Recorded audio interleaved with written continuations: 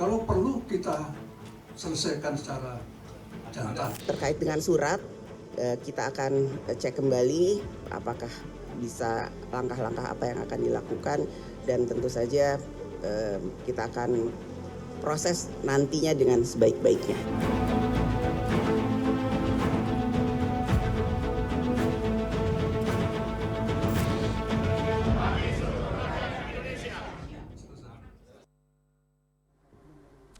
Dan seperti janji saya, sebelum jeda tadi, akan ada sejumlah orang narasumber yang akan juga saya ajak diskusi terkait dengan bagaimana dinamika hari ini yang ada di Gedung Senayan Parlemen Jakarta. Saya akan sapa terlebih dulu para narasumber, 4 orang hadir di studio. Pertama adalah analis politik dari PRC, Political Research and Consulting, Nurul Fatah. Mas Fatah, selamat malam. Selamat malam Mas Bram. Terima kasih sudah hadir. Kemudian berikutnya adalah pakar sosiologi politik dari UNJ, Ubedillah Badrun. Mas Ubed, selamat malam. Ya, selamat malam Mas Bram. Terima kasih telah hadir. Dan berikutnya Waketum Partai Golkar yang juga anggota Komisi 2 DPR, Ahmad Doli Kurnia. Bang Doli, selamat malam. Selamat malam. Assalamualaikum warahmatullahi wabarakatuh. Waalaikumsalam warahmatullahi. Dan yang terakhir yang hadir di studio, Waketum Projo, Freddy Alex Damanik. Mas Freddy, selamat malam. Selamat malam Mas Bram. Terima kasih, dan saya akan sapa satu orang narasumber dari sambungan Zoom, yakni pakar hukum tata negara Refli Harun. Bang Refli, selamat malam. Selamat malam, Assalamualaikum warahmatullahi wabarakatuh. Waalaikumsalam. Saya cemburu, kok saya sendiri yang nggak nyampe ke sana. Baik, karena memang Jakarta sedang hujan, jadi ini masalah yang sangat wajar begitu ya. Saya ke Bang Doli terlebih dahulu. Ini menarik Bang Doli. Kami menyikapi kemudian ini sudah ditanggapi paling tidak Bu Puan Padasko begitu mengatakan bahwa terkait surat kami akan cek kembali apakah bisa, langkah-langkahnya akan kami lakukan. Tentu kami akan proses nantinya dengan sebaik-baiknya. Jadi proses di DPR, dinamikanya setelah reses selesai sejauh ini seperti apa kemudian Bang? Ya, seperti yang pernah saya sampaikan, mekanismenya itu kan kalau ada surat masuk dari siapapun ya, termasuk dari masyarakat, tentu itu diproses di Sekretariat Jenderal, kemudian dimasukkan ke dalam agenda di pimpinan. Nah, pimpinan kemudian yang nanti akan mengagendakan kapan surat-surat itu dibacakan, gitu ya. Nah, memang sampai sekarang surat itu kami sebagai anggota DPR maupun pimpinan di alat kelengkapan dewan belum menerima ya isinya seperti apa gitu, karena kami tidak mungkin mendapatkan itu sebelum dibacakan di paripurna. Jadi kalau belum dibacakan Anda belum mendapat itu karena masih antri atau memang tidak menjadi prioritas? Nah, menurut saya antri ya, karena memang agenda DPR ini padat sekali, karena masa sidang terpendek selama 1 tahun ya. Entar lagi kami sudah reses lagi untuk persiapan nanti di menjelang 17 Agustus ya, pada pidato tahunan Presiden, termasuk penyampaian nota keuangan. Nah, kena pendek, kemudian nanti yang dihadapi agenda pertama masa sidang berikutnya adalah nota keuangan, maka ini full semua komisi-komisi bicara tentang soal RAPBN 2026 gitu. Jadi mengundang semua mitranya, menyusun segala macam itu. Nah, belum lagi ada agenda undang-undang yang lain ya. Termasuk hari ini kami di Badan Legislasi menyelesaikan peraturan DPR tentang rencana strategis kita. Oke, jadi kemudian bisa jadi terlampau sangat mungkin ya Bang, hingga masa reses nanti ini tidak dibahas? Ya, bisa iya, bisa enggak. Makanya nanti tergantung agenda yang disusun oleh pimpinan gitu. Tapi artinya akan tetap dibahas atau kalau dianggap tidak prioritas tidak akan dibahas, dibiarkan saja begitu Bang? Ada 2. Pertama, keharusan untuk dibaca. Ya, setiap semua surat masuk itu dibaca. Nah, kemudian apakah ditindaklanjuti atau tidak, itu dibahas nanti di dalam rapat konsultasi pengganti badan musyawarah. Itu dihadiri oleh semua fraksi ya. Kemudian itu dibahas apakah ini memang bisa ditindaklanjuti atau tidak. Gitu. Tapi artinya sampai pada poin itu saja rangkaiannya cukup panjang ya, antriannya cukup panjang begitu Bang? Ya, tergantung agenda di DPR. Yang setahu saya memang sampai hari ini agenda DPR itu padat sekali memang. Gitu. Oke, saya ke Bang Refli terlebih dahulu. Bang Refli, jadi artinya kalau berdasarkan aturan ini memang harus dibacakan saja atau kemudian DPR juga berkewajiban menjawab meski kemudian tidak ditindaklanjuti begitu Bang Refli? Iya, ini kan soal impeachment ya, usul pemakzulan. Saya kira bukan aspirasi biasa ya, tapi aspirasi yang luar biasa kan. Memang kalau kita lihat konstitusi kita ketika berubah itu memang dimaksudkan agar impeachment itu tidak semudah sebagaimana yang dilakukan terhadap Abdurrahman Wahid atau Gus Dur. Tetapi apapun itu kan namanya aspirasi, ya aspirasi harus ditindaklanjuti. Apakah tindak lanjutnya nanti akan berhenti atau diteruskan itu soal konstelasi politik. Nah, kalau sudah bicara konstelasi politik, maka saya mengatakan bahwa impeachment kita itu memang perpaduan antara politik dan hukum. Dan memang itulah desain konstitusional kita agar selain ada aspirasi politik sebagaimana dahulu ya terhadap Gus Dur, tetapi ada juga yang namanya ukuran-ukuran objektif hukumnya di Mahkamah Konstitusi. Tidak mudah. Dulu kita ingat yang namanya Budiono itu kan dicecar dengan Senturi Gate gitu, Bank Senturi, sampai akhir masa, dari awal jabatan sampai akhir jabatan tidak kunjung berhasil juga upaya untuk melakukan impeachment terhadap Budiono. Bahkan ini maaf kata, pada waktu itu justru dia jadi bulan-bulanan anggota DPR sendiri, dan kita tidak tahu apakah itu dijadikan tabungan bagi anggota DPR atau enggak ya untuk melakukan katakanlah desakan kepada pemerintah. Nah, kalau sekarang konstelasinya agak sedikit berbeda. Anggota DPR itu tidak ada timbul dari dalam keinginan untuk melakukan impeachment atau pemakzulan ini, tetapi ide atau inisiatifnya dari luar. Tetapi kalau elit-elit politik nanti setuju, ini bisa dijadikan tabungan juga at any time. Jadi saya yakin bahwa Gibran ini akan terus menjadi persoalan sepanjang masa pemerintahannya, begitu. Oke, menarik. Jadi artinya sangat berpotensi menjadi tabungan dan tidak diselesaikan, begitu ya. Saya ke Mas Fatah terlebih dahulu. Mas Fatah, Anda membacanya akan seperti apa? Benarkah demikian? Artinya one day jika diperlukan bisa dikeluarkan lagi, atau ini akan clear sebetulnya ditindaklanjuti atau tidak dalam bayangan Anda?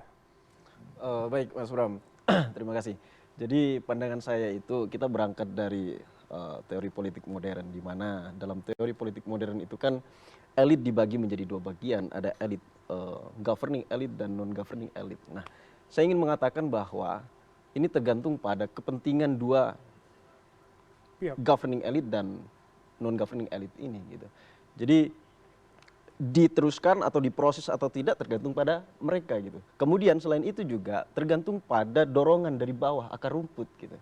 Hari ini sama sekali tidak ada dorongan dari akar rumput, gitu. Dorongan ini artinya masyarakat, gerakan kelompok-kelompok. ya kelompok masyarakat dari bawah, civic engagement, gitu. Saya pikir itu. Nah, termasuk dari hasil survei kita, gitu. Masyarakat juga yang tidak setuju dengan adanya pemakzulan itu sangat tinggi, gitu. 59,8%, gitu. Tapi bukan berarti secara prinsip saya ingin mengatakan bukan berarti mereka yang tidak setuju terhadap pemakzulan ini dimaknai memberikan dukungan terhadap Gibran, gitu. Ini bisa berarti juga, bisa jadi nih, bisa jadi bisa tidak. Bisa jadi ini adalah ekspresi masyarakat atau publik bahwa hari ini mereka masih memberikan kesempatan kepada Gibran, gitu. Oke, Karena dalam survei kami yang lain, Mas, itu approval rating terhadap Gibran itu masih rendah, 49%. Oke, nanti ke sana. Saya akan mendalami bagaimana survei Anda, tapi dalam bayangan Anda minimal ini ditindaklanjuti atau tidak, itu dulu. Saya kembali kepada tadi. Apakah tiga komponen ini memiliki kepentingan yang sama antara elit governing dan non elit governing itu tadi? Oke, baik. Saya ke Mas Freddy kalau begitu. Jadi sebenarnya Anda melihat bagaimana dari Projo melihat dinamika konstelasi hari ini, keyakinannya masih sama, itu ya sudah akan menguap begitu saja? Ya, saya merespon Mas Fatah. Jelas, jadi kepentingan elit penguasa saat ini, Kim Plus yang dipimpin oleh Pak Prabowo jelas tidak selaras dengan isu atau usul pemakzulan ini. Kepentingan Pak Prabowo jelas, pemerintahannya sukses bersama Prabowo Gibran, bersama Kim Plus. Dia ingin ya program-program kerakyatan dia itu terlaksana dengan baik. Dan kalau usul ini direspon, maka ini akan menjadi adu domba, ya akan menjadi kacau balau, di bawah juga ribut, di internal koalisi juga ribut. Ini justru negara ini akan menjadi terpecah belah dan Pak Prabowo tidak mau. Pertimbangannya menurut Anda adalah soal adu domba itu tadi. Itu tidak akan kemudian dilanjutin. Iya, jadi saya justru melihat begini, ya. Usul pemakzulan ini, Gibran ini menurut saya hanya sasaran antara kan udah jelas. Ini yang mengusulkan ini pada saat kemarin 2024 Pilpres posisinya di mana? Oke. Ini kan orang-orang yang barisan sakit hati. Ya kemudian Maksud Anda tidak move on? Yang iya, kemudian- belum move on, tidak menerima, itulah whatever lah itu. Nah, ini kan sasaran antara, artinya kalau ini didorong kemudian direspon, katakanlah terjadi ini, artinya itu kan melemahkan Pak Prabowo sendiri. Pak Prabowo kan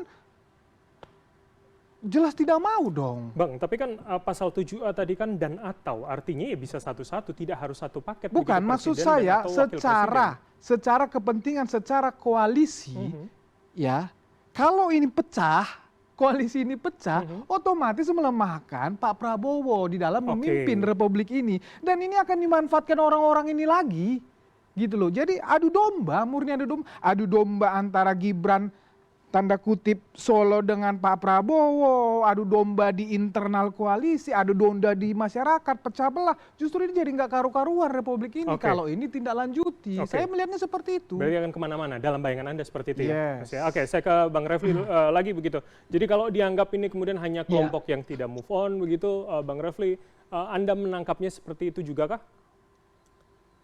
Iya, yang kita dengar dari Damanik kan kaset rusak.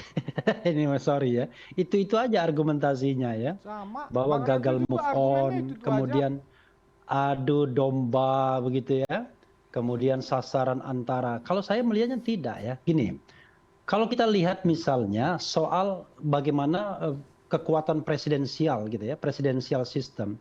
Jangan lupa bahwa Gibran itu tidak didukung oleh satu partai politik pun saat ini. Bukan, tidak belongs to any political party. Dulu dia bagian dari PDIP tapi kan sudah keluar. Nah, kalau seandainya kalau kita bicara konstelasi politik, kalau misalnya Gibran tidak ada, ini kita bicara hitung-hitungan, maka sesungguhnya kohesivitas dari pemerintahan itu nggak akan terganggu juga. Karena kan kekuatan Gibran itu kan kekuatan non-parlemen, dan kekuatan non-political party seperti Damanik dan teman-teman. Saya tidak melihat hal seperti itu. Tapi yang saya lihat ini adalah gini, coba bayangkan, yang mengajukan ini purnawirawan TNI. Presidennya purnawirawan TNI. It doesn't make sense, tidak masuk akal, kalau seandainya Gibran dijadikan sasaran antara untuk menggebuk Prabowo. Justru kalau menurut saya, yang terjadi hari ini adalah hampir semua orang punya imajinasi bahwa yang tidak setuju Gibran dan Jokowi, kalau Prabowo itu dipisahkan dari Jokowi dan dipisahkan dari Gibran, maka jauh pemerintahan Prabowo ini akan mendapatkan dukungan dan legitimasi lebih luas dari masyarakat, dan kemudian juga akan jauh lebih kuat pemerintahannya karena akan memiliki wakil presiden yang workable, siapapun dia, tetapi asal dia punya katakanlah tingkat kualitas dan katakanlah kapasitas, maka kemudian akan workable dan akan membantu Prabowo. Oke, jadi kalau dianggap tujuan utamanya adalah Pak Prabowo, menurut Anda tidak tepat, Bang Refli? Bullshit. Oke, silakan tanggapan Anda, Mas. Ya, gitu. Ini realitas, fakta-faktanya, ya Bang Refli ya, Anda juga yang Anda sampaikan juga itu juga, ya kaset rusak juga. Tapi itu yang saya sampaikan realitas. Hari ini kalian yang mengusulkan pemakzulan itu posisinya di 2024 memang pihak yang kalah. So, itu faktanya dan sakit hati, gitu loh. Jadi kalau saya sampaikan seperti itu, ya itu berdasarkan realitas, bukan saya mengada-ngada, gitu loh, Bang Refli. Jadi memang kalian ini memang harusnya udahlah bersabar saja, tunggu saja 2029, sabar, mainkan gerakan yang cantik sekarang, ya supaya kalian bisa berjuang memenangkan calon-calon kalian lagi, gitu loh. Saya sederhana aja, ini kan konstitusi, kalian kan argumen kalian kan pada umumnya ada 3 ya, MK, putusan MK, ini final and binding, ini konstitusi yang bicara ini, gitu loh. Kalian mau kangkangi ini dengan narasi-narasi yang kalian paksa-paksakan, gitu loh. Kemudian ini final and binding, kalau Gibran yang menginisiasi ini masih ada kita bisa diskusi, ini enggak, dia hanya mendapat manfaat dari putusan ini, ya. dia bukan pelaku. Oke, yang kemudian Fufu Fafa, kalian pertemuan yang kemarin dengan Forum Sipil dan Forum Purnawirawan itu aja, semua saya lihat itu kan kepada omongan si Roy Suryo. Kalau ini berdasarkan omongan Roy Suryo, kalian aja tidak percaya dengan Fufu Fafa itu gitu loh. Kemudian isu korupsi yang dimainkan oleh laporan Mas Ubedillah, KPK saja tidak bisa menindaklanjuti ini. Kemudian kalian jadikan dasar gitu loh, come on. Oke, Gitu loh. oke. Kalau Anda sudah menyebut, saya lempar ke Mas Ubedillah. Ada laporan yang kemudian disampaikan. Kita ntar Sebentar. balik ke saya dulu dong. Sedikit. Oke, sedikit Saya kira sedikit Bang Refli. ini, Sebelum saya lempar ke gini, Mas Ubed. kita ini ngomongin orang yang sedang berkuasa sama dengan orang jatuh cinta sama orang yang tidak tahu informasi agak susah. Kan gitu aja. Jadi ngomongin dengan Damanik yang lagi berkuasa jadi komisaris BUMN yang dekat dengan kekuasaan agak berat, bro. Kita ini bicara tentang rasionalitas. Ini kita bicara bangsa yang besar, ya kan? Kalau Anda bicaranya mengenai yang begitu-begitu, ya udahlah, ambillah kekuasaan itu. Tetapi kita bicara tentang masa depan Indonesia yang dipimpin anak kecil yang tidak punya kapasitas. Itu, bro. Dan saya kira Gini, saya itu tanggapin. adalah pemikiran yang tanggapin sedikit. objektif. Bang Refli, saya tanggapin. Dia tambah panas. Bukan. Saya Bro, mau sampaikan jangan ini takut, juga bro. realitas. Ini Jabatan fakta. Anda tidak akan dihilangkan, bro. Bukan. Ini Jabatan juga Anda tidak realitas. akan Ini dihilangkan. fakta. Bahwa per hari ini Gibran itu sudah beberapa kali menjadi pelaksana tugas presiden.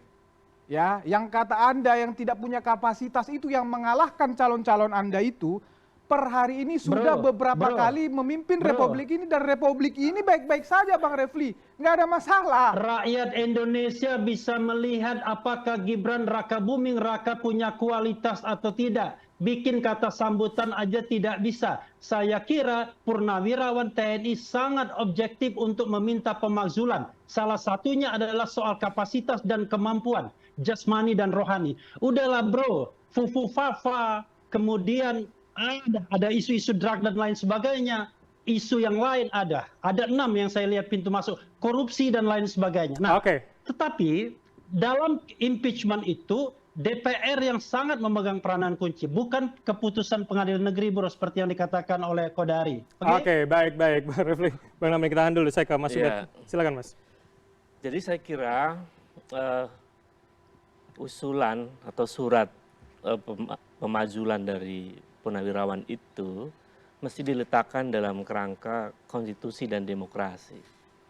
Jadi dalam konstitusi itu adalah wajar atau hak ya siapapun yang memberikan penilaian dengan argumen-argumen yang dibangun untuk mengajukan proses pemajulan itu. Dan itu ada di dalam konstitusi. Jadi tidak perlu direspon secara emosional juga ya. Kemudian yang kedua, dalam kerangka demokrasi, apa yang dilakukan oleh para purnawirawan itu adalah bentuk partisipasi aktif. Karena mereka khawatir tentang masa depan Republik ini. Nah karena kerangkanya demokrasi, maka kemudian kita mesti menilai mereka sebagai subjek hukum sekaligus subjek warga negara.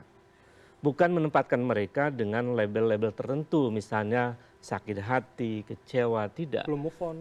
Belum move on dan lain-lain. Padahal mereka adalah warga negara, mereka subjek hukum, maka tempatkan mereka sebagai warga negara. Kita tidak lagi di zaman homo sacer yang yang menempatkan warga negara seperti ada dalam ketiadaan begitu, tetapi mereka adalah ada. Nah karena mereka ada, maka proses ini mesti direspon positif oleh DPR. DPR itu kan tidak menggunakan logika tunggal, wajahnya banyak. Jadi nanti justru di DPR itu diuji seberapa besar argumen para purnawirawan itu dapat diterima secara konstitusional dan layak dimakzulkan. Nah karena ruang uji itu ada di parlemen, maka disitulah tempat diskursus, tempat menguji argumen-argumen dibedah itu semua, apakah betul layak dimakzulkan. Kalau kemudian layak dari sisi misalnya persoalan putusan MK 90, kemudian soal Fufu Fafa, kemudian soal korupsi, dan itu argumennya diletakkan di meja DPR dan ada bukti-bukti, maka tidak bisa dibantah itu. Jadi sebetulnya respon kita mesti objektif dan letakkan itu dalam kerangka yang lebih sehat begitu. Kalau kemudian ternyata di DPR itu tidak terbukti bahwa Gibran melakukan pelanggaran konstitusi, ya ya tidak bisa kan kemudian dimakzulkan. Sesederhana itu sebetulnya. Nah persoalannya memang persoalan putusan MK 90 itu yang menyebabkan pemerintahan ini ada cacat bawaan.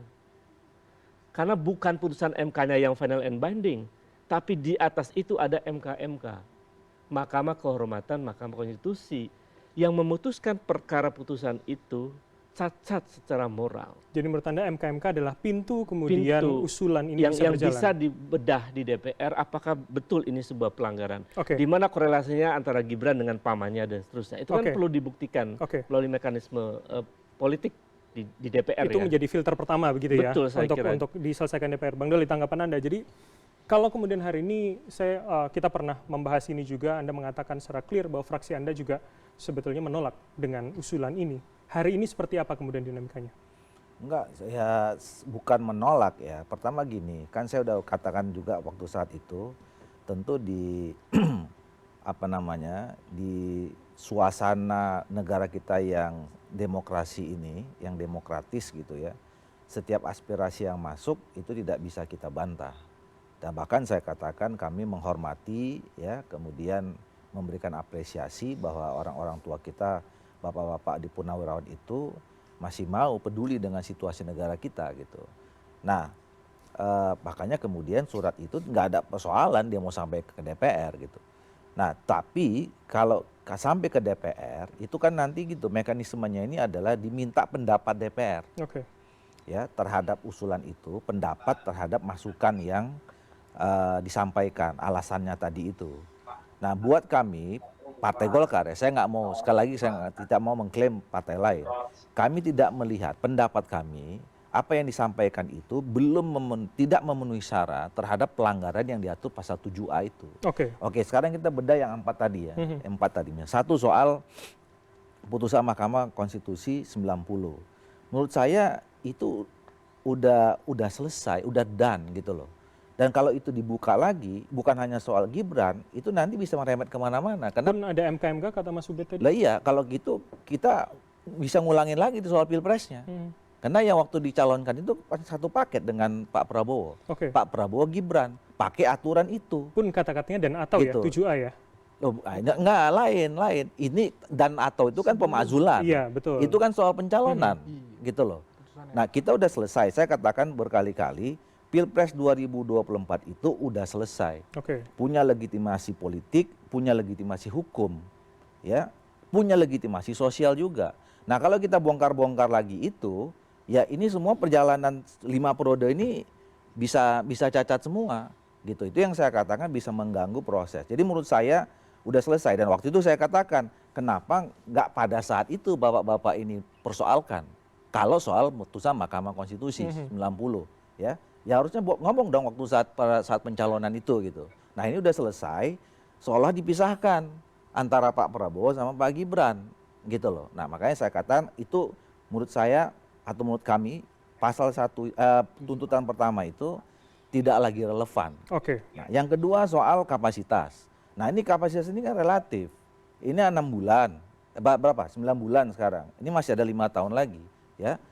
Ada yang mengatakan tadi, Freddy mengatakan dia 3 kali nih dikasih pelaksana presiden ya, dan deliver misalnya. Itu kan ada pandangan yang begitu juga. Ada juga orang yang mengatakan tidak cakep, ya itu pandangan kita masing-masing. Artinya gitu. Menurut Anda itu subjektif Tapi penilaian siapa yang menilai cakep atau tidak, itu ya presiden gitu loh. Ya artinya presiden mengatakan selama misalnya dia merasa terbantu atau itulah fungsi wakil presiden yang saya katakan di awal itu. Di Indonesia ini wakil presiden itu dilema gitu loh. Dia mau hebat sekali juga nggak bisa karena nanti akan berhadapan dengan presiden gitu.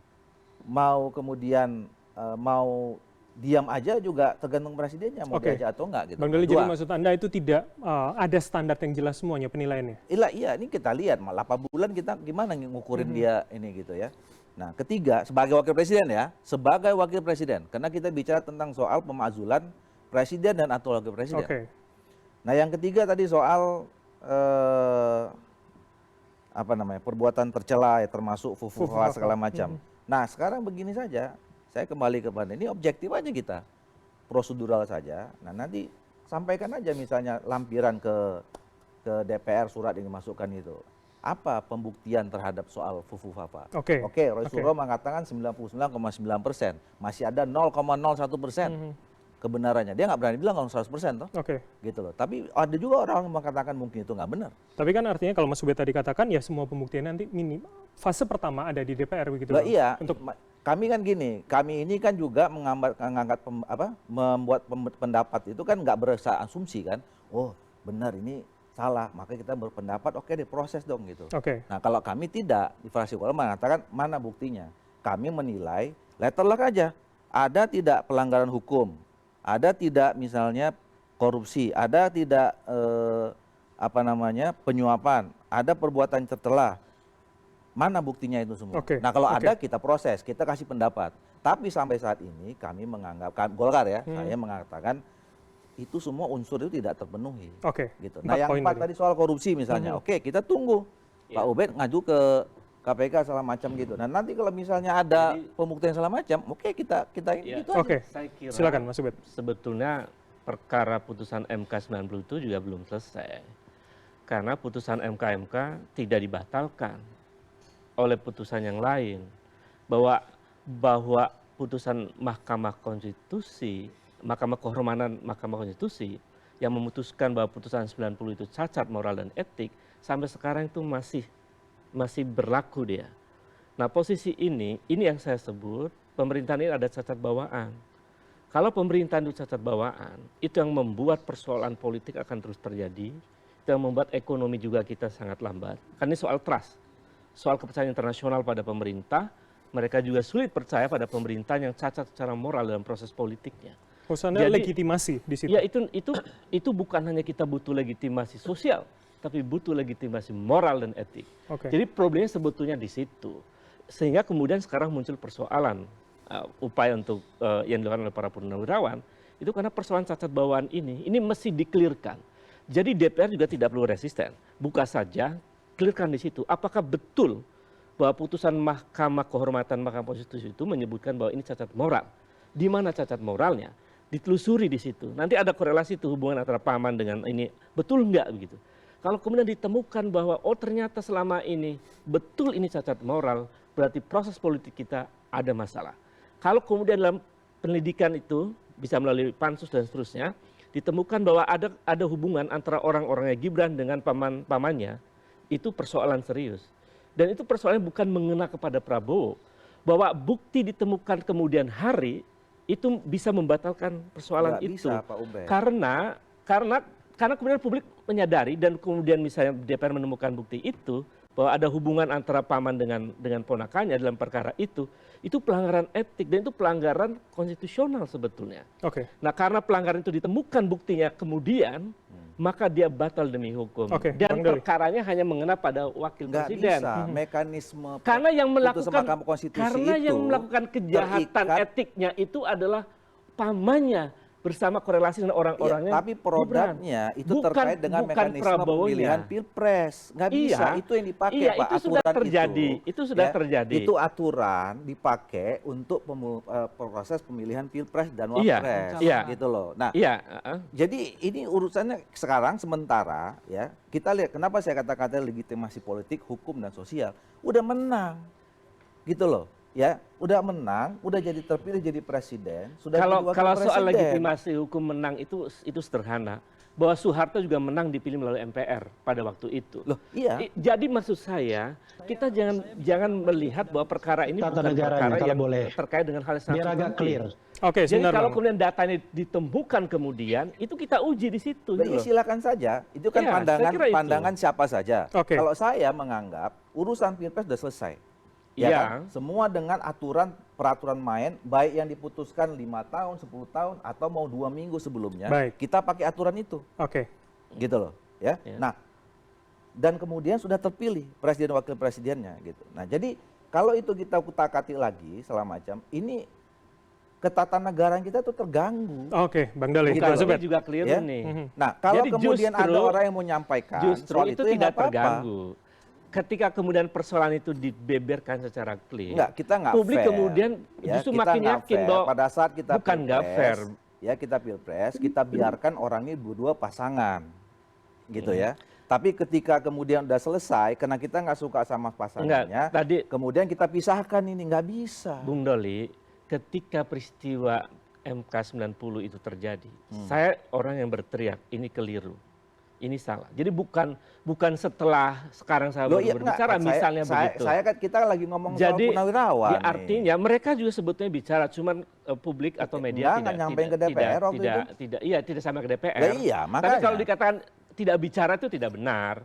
Bahwa kami sejak awal, saya melalui amikus saya kuria nggak ngomong Pak Ubay, saya ngomong mereka ini. Kenapa mereka juga sebetulnya saya tangkap tuh bicara ya. Ngotot masuk soal itu. Sementara waktu itu, kalau memang soal putusan Mahkamah Konstitusi, datang dong waktu itu ke DPR, gitu loh. Oke, baik Bang Doli, Mas Ubed, tahan dulu. Saya akan berikan kesempatan pada Mas Raffi. Anda akan mengatakan tadi ingin membuat clear di mana kemudian garis tengahnya begitu, Bang Raffi.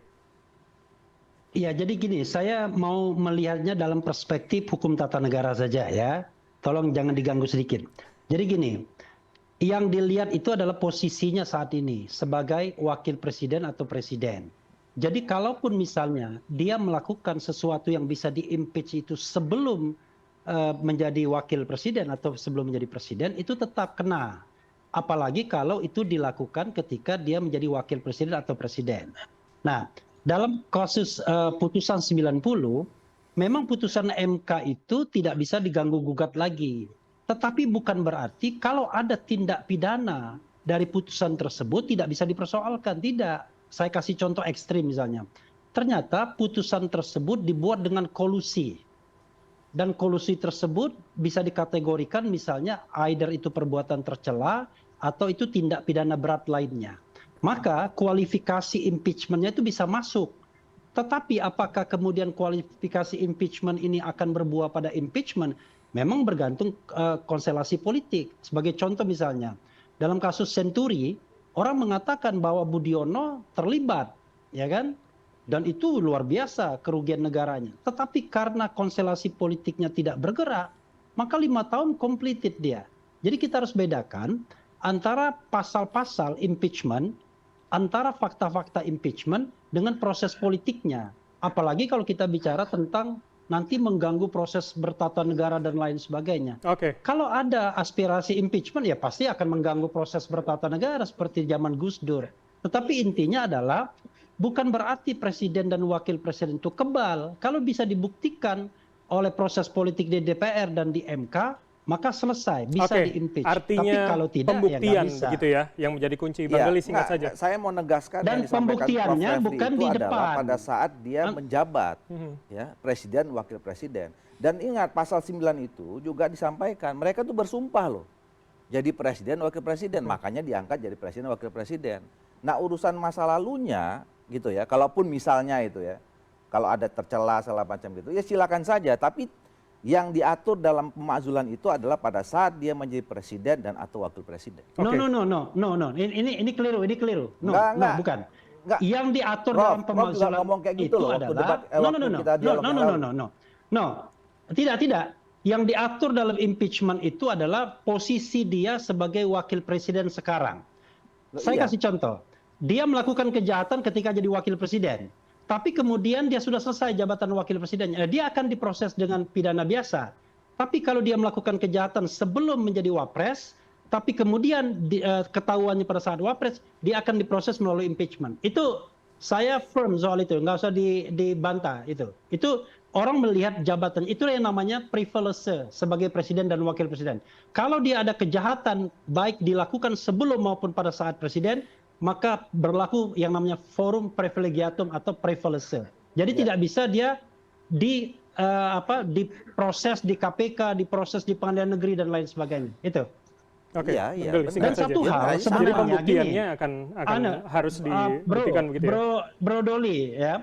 Ini Golkar selalu bilang begini, mana bukti dan lain sebagainya. Roy Suryo 99,9%. Saya tantang, fraksi Golkar mau nggak terima, ya kan, untuk menyampaikan aspirasi. Ini kan fraksi-fraksi di DPR nggak ada yang berani. Datang juga nggak apa-apa, kita terima, nggak ada masalah. Nanti kita akan sampaikan surat. Nanti kita lihat fraksi Golkar. Saya nggak persoalkan soal aspirasi ini. Dari awal saya bilang, ya kan, kami menghormati ya kan, menghargai kalau mau masuk. Tapi harus diikutin dong dengan hal-hal yang memang objektif. Nah sekarang kalau memang ini kan bukti baru disebut di 1999 nih. Sudah Nggak bantah, jangan bantah dulu soal dong. Kan objektif nggak atau mau Oke, dibantah. Bang Refli, tahan dulu Bang Refli. Kan nggak mau dibantah Gitu. kan? Jangan bantah dulu dong. Dengar dulu dong saya. Oke, Ya kan? silakan. Nah kan barusan ini disebut 9,9% itu. Ya kan? Nah nanti kita cari dulu yang 0,01% juga nanti kita terima juga. Jadi kalau mau datang ke Golkar, ke fraksi Golkar dengan tangan terbuka kami terima. Oke, artinya pembuktian akan dilakukan nanti. Kita catat tapi ya omongan itu ya, kita catat ya. oke, baik Bang Dicatat Refli. 1000 Bang kali. Doli. Iya. Dicatat Kita 1000 tahan kali. dulu karena Kita masih akan catat. ada segmen berikutnya. Dan saya yang Pemirsa, terima langsung nanti. kita jeda sejenak. Tetaplah bersama kami di Prime Plus.